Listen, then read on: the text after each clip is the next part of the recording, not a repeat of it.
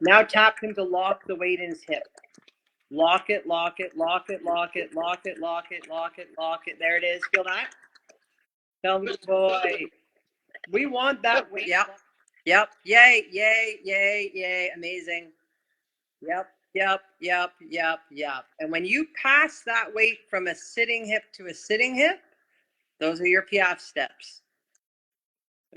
Go ahead and try to come back a little bit. Leave the front end just striking the ground and lifting. Just tap, sit, sit. Yep, sit, sit. There it is. Lainey, amazing. Let him stretch his neck and trot off and make a fuss over him. Good boy. Change brace right shoulder. Or left hind brace, brace right hind. It's the whole side, right? Brace, change, brace. Yeah, not bad. That'll be better. Yep. Now left side.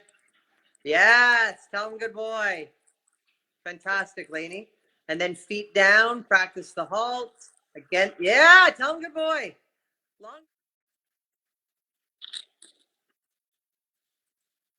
Yep. And go. Fantastic.